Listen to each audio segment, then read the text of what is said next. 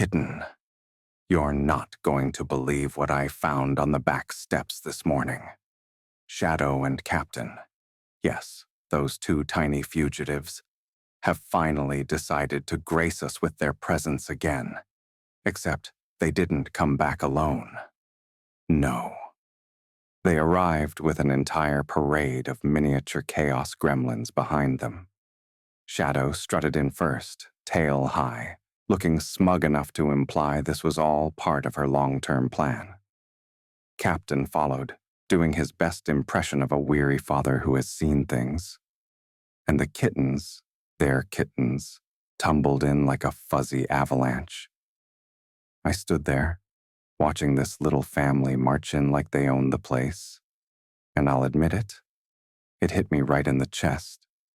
Something about seeing those two troublemakers return older, softer, and suddenly responsible for a whole new generation made me feel, well, sentimental. A little wistful. Like time is moving faster than I realized. Don't get me wrong. I'm still laughing at Captain trying to wrangle his own offspring with the same energy he once used to steal your socks. And Shadow? She looked at me like she expected applause for her accomplishments. Honestly, she deserves it. But watching them settle in, their tiny family curling up in a warm heap, it made me think about us, about how things change and somehow get better. Anyway, prepare yourself. There are 4 new kittens, and they all seem to think I'm their personal climbing structure. I'm pretending to hate it and failing spectacularly. Come home soon. Your little kingdom has expanded. Kitten, before you say anything, I was not asleep, and those kittens did not curl up on me because they love me. They ambushed me, all 4 of them. A coordinated attack. I had no chance. Luke and Kieran didn't help, by the way. They stood there whispering like sports commentators while the tiny gremlins climbed me like a warm, grumpy mountain. And Mephisto. He sat on the dresser staring at me with the expression of a bird watching his legacy crumble. Then you walked in, and instead of rescuing me, which would have been the noble thing to do, you took pictures. Far too many pictures. And no, I did not have the best nap of my life. Absolutely not. I wasn't comfortable or warm or weirdly content with a kitten tucked under my chin. I definitely didn't miss you while I was unconscious, not even a little. Fine. Maybe it was a decent nap, but it would have been better with you. Now come here and help me pry these tiny barnacles off my shirt before they decide I'm their new permanent residence. Kitten, if I were there right now, you wouldn't be wondering what I'm thinking. You'd feel it before I even touched you. I'd come up behind you, slow enough that you'd sense the warmth first, the way the air shifts when I'm close. You always notice that. You go still, just a little, like your body recognizes me before your mind catches up. I'd let my fingers trace your waist, barely there, just enough to make you lean back into me without realizing you're doing it. And I'd smile against your shoulder because you always pretend you're unaffected, even when I can feel your breath stutter. I'd tilt your chin up with 2 fingers, gentle, deliberate, and make you look at me.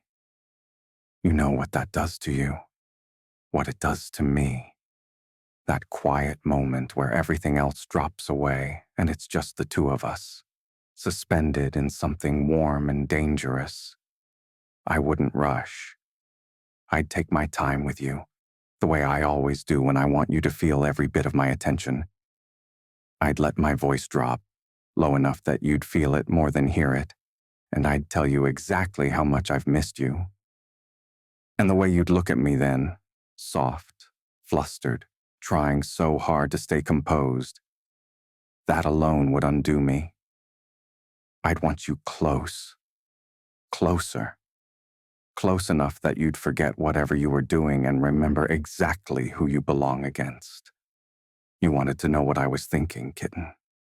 This is the safest version you're getting. But trust me, if you were here, the safe part would disappear very quickly. You missed a spectacle today. Luke and Kieran decided, completely unprompted, tragically confident, that they were going to train the new kittens. Yes, train them. As if these 4 tiny agents of chaos have ever listened to a single command in their lives. They started with sit. The kittens responded by immediately climbing Luke like he was a very tall, very confused tree. Kieran tried to demonstrate proper form, which only encouraged one of them to curl up on his shoe and fall asleep mid-lesson. He declared it progress. I declared it delusion. Then came stay. They didn't stay. They scattered everywhere.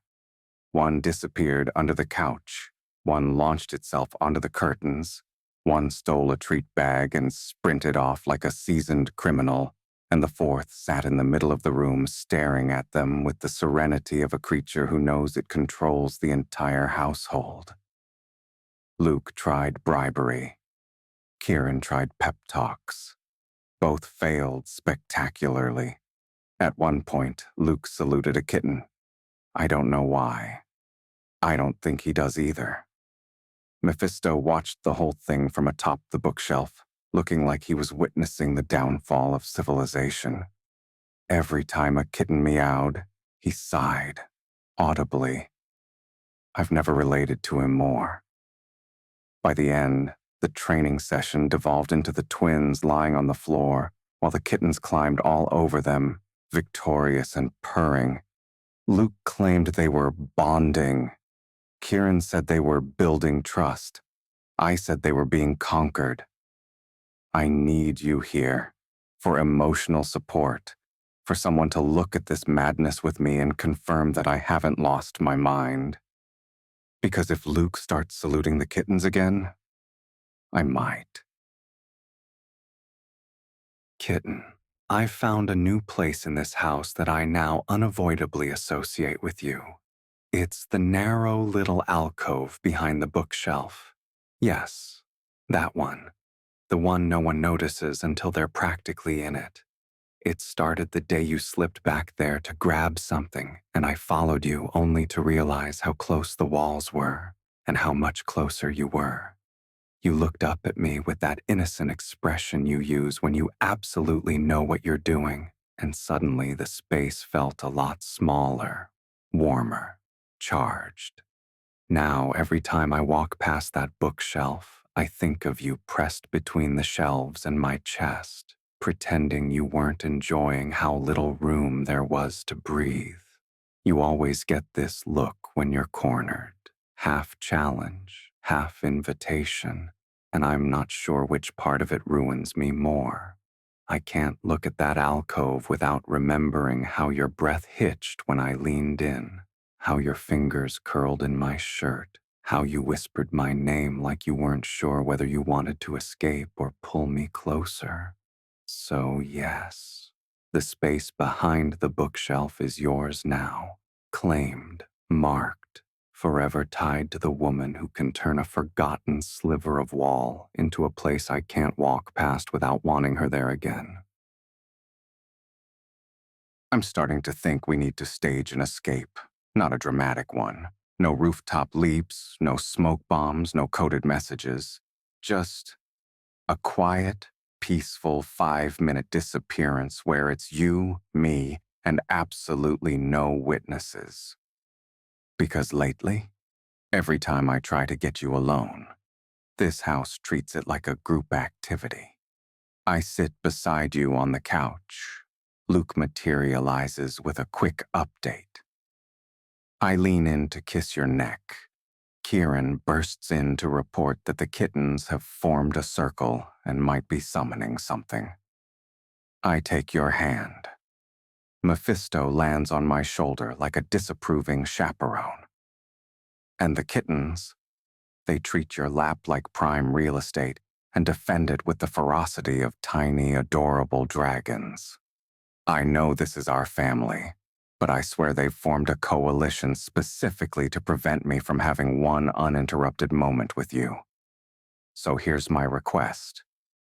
Just one spot, one moment, one sliver of time where I can have you to myself without Luke narrating, Kieran panicking, Mephisto judging, or a kitten climbing my leg like it's Everest. I don't care where it is. The pantry, the garden shed, the back stairwell, the broom closet. I just want you alone. Close. Quiet. Mine, without an audience. Just say the word and I'll whisk you away before anyone even notices we're gone. Kitten, we are currently in the middle of a high-risk mission, surrounded on all sides, alarms blaring, danger everywhere. And yet somehow this is not the most stressful part of my night. Because right when things got tense, right when I'm trying to keep you behind cover and make sure neither of us ends up as a dramatic cautionary tale, I notice movement in your jacket. Not you moving, not a weapon, not a comm device, a kitten. You brought a kitten. On a mission. He poked his tiny head out, blinked at me like I was the surprise, and then chirped loudly, as if offering tactical commentary, which for the record was terrible. He suggested "murp." I don't know what that means, but I'm pretty sure it's not a recognized combat strategy. You looked down at him like you were just as shocked as I was, which raises several questions about your awareness of your own pockets. Meanwhile, he's making biscuits on your jacket like this is a cozy evening at home and not an active infiltration. I'm doing everything I can to protect you both, but I swear, if he pops his head out again and tries to help, the enemy is going to think we're mocking them. And honestly, they might not be wrong. Stay close to me. Closer. If anything moves, I'm shielding you first and the pocket-sized stowaway second, though he seems convinced he's immortal. When we get home, we're having a very serious conversation about mission protocol. And by serious, I mean I'm going to stare at you, exasperated, while you pretend you didn't just smuggle a kitten into a firefight.